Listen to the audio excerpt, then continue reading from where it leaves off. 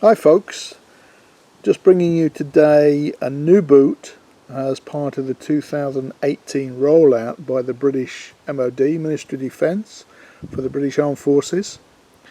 And this boot comes into the High Liability Combat Boot for Temperate Climates, and it's by Accu, which is an Italian company. A little bit about Accu: they are a highly respected company in the sports and trekking market, with people like mountain guides and mountaineers using their products. They're based in, and excuse my Italian for any Italian speakers, Monte Belluna in the Dolomites in Italy, and they also have a second factory in Romania, which is where these boots are actually manufactured. But all their design work, R&D work is carried out in Italy. They go back some 40 plus years, and they're a family business, and in recent years they've moved into tactical boots for armed forces. And apart from the British Armed Forces, who they've secured this contract with, they also supply the Danish and the Swiss armies. Not used this boot yet. I'll talk about the technical features in a moment. In the box, obviously the boots came. There's a care guide here, we'll just have a look through in a moment, and a spare pair of laces came with the boot. A little bit of history: that originally there was a boot designed by Accu for the US Navy SEALs, Special Forces, but it was a boot really designed for arid climates rather than cold and mud of Europe. So the importers at the time of Accu products, a company called Trekit, who were based in Hereford, the home of the British Special Forces of course, some of their customers were interested in the boot but asked for some changes. So with Accu they developed a new boot called the Pilgrim Mark II. And one of the big differences on that boot compared to the Navy SEAL boot was the last, a different last size to accommodate being able to carry heavier weights basically. And from that, this boot has been evolved as the MOD brand boot. So it's the Pilgrim GTX FG. GTX stands for Gore-Tex, and we can see the Gore-Tex label there, and FG stands for full grain, where the lace system is. This is now made from full grain, and before it was suede leather, like this boot is also here, suede leather, but that was suede on the Pilgrim Mark II. So it's been developed as an MOD priority. Also the lace systems here are the loop systems, so that you can't snag on lines or nets, etc. One thing you notice straight out the box with this boot is how stylish it looks. Bear in mind this is a combat boot for temperate climates. Frankly, it wouldn't look out of place if you were wearing a pair of nice trousers, or if you can get away with it, a pair of nice blue jeans, walking around the nice city of Rome in the Colosseum, or the equally nice city of Paris down the Champs-Elysees. Very stylish product, which I guess is from its Italian heritage, because when you think of Italian products, well I do, in terms of cars or clothes, men's clothes particularly, you know, very fashionable products, and these straight out the box come as a very fashionable looking product.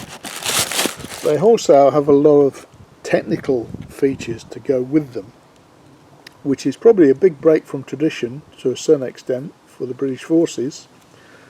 They are Gore-Tex lined, as we can see, including the tongue area. But the way the Gore-Tex has been applied is different to other manufacturers. They use a sort of micro dot system on the adhesive, which together with their proprietary outer cover here, which is called Air 8000, this fabric here, improves the breathability, and they say by 11 times over traditional fabric boots. Also, they claim that it actually is a faster drying situation than a traditional leather boot, because one of the handicaps in the past on a Gore-Tex line boot, my understanding has been, if you get them wet they take a long time to dry out, but the claim on this is it actually dries out very fast. And hopefully you can see the label there. Try and get the label in. Okay, the MOD label. They are Vibram sole, and they have a black Vibram motif now rather than yellow.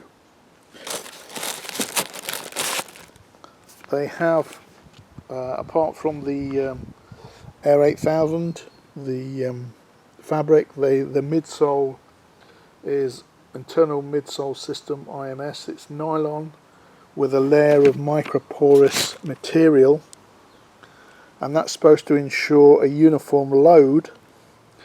So when you're carrying different weights, it distributes the load for you and improves the comfort and the shock absorption. And the MOD requirements is an assault load of 25 kg and a tabbing load of 45 kg. It has these rings at the top because, again, part of the requirement is you can't have open hooks in case it catches on nets or, I guess, parachute lines. It has a sort of composite sole here, but I think that is more as a protection against knocks. I don't think it's a safety sole in terms of being able to take any, drop any weights on it. They are very, very lightweight. For a combat boot, they are quite lightweight. I guess one of my questions, and I've not used them yet, but I will use them to find out, is how do they clean up when they've been through the mud and the grime? How do they clean up?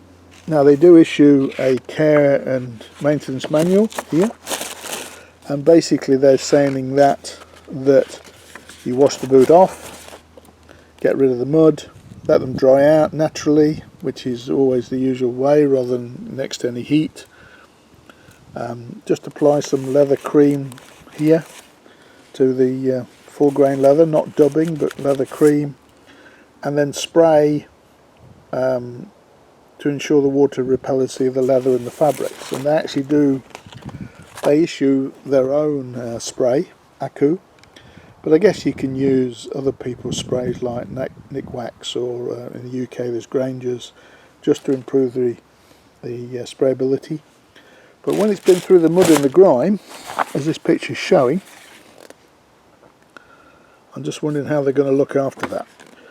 Well, we'll find out, because the weather's at the end of the summer here and it's changing easy now as we speak today. It's been raining, so first opportunity I'll take them out and see how we get on. The other claim is that they don't need any breaking in.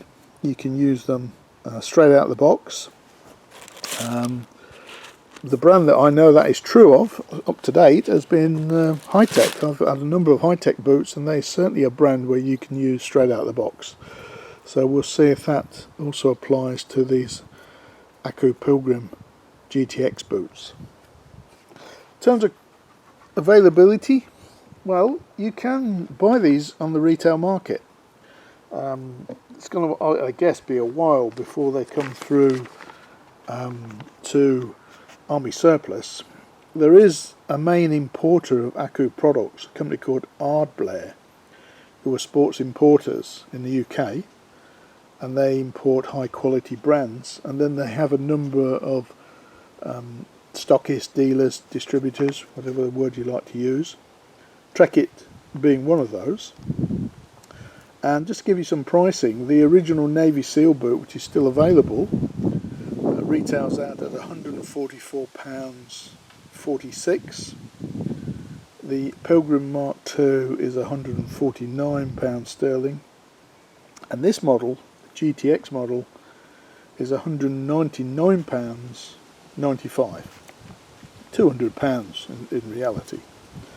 Now, having said that, I found a company based in Glasgow in Scotland called Go Army that I purchased these boots from, and I paid I think £89.99 for them, and that included the postage.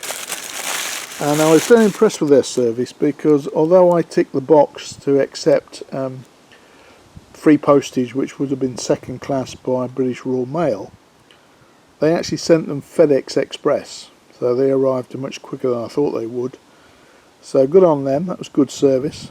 They have limited numbers in limited sizes, and in fact these are a 9, which is my size, but they're a 9 regular rather than 9 wide, which I normally take, so I'm chancing that a little bit. I've tried them on, they seem to fit okay, but until I go out for a walk I won't really know. So that's a very good price for £90 when the full retail price is £200 at the moment for these boots. And as I said, I guess it's going to be a while before these come through Army surplus, because they're only now being issued out to the actual forces. It's just being rolled out now. So if you really want a pair, then you might have to pay 200 sterling, and there's a number of companies selling them for that price. So there we are, that's the Aku Pilgrim GTX FG boot, a new combat boot for the British Army, or one of them. The Defender boot is still there as well, which I mentioned on a previous video. I'll, as I said, go for a walk in them. As we speak, the weather is changing. It's been raining, so maybe the rain's coming after a very hot summer in the UK. And I'll take them out in the rain and see how they perform, and then see how they actually do clean up after that. So, as always, take care out there and enjoy your walking. Bye for now.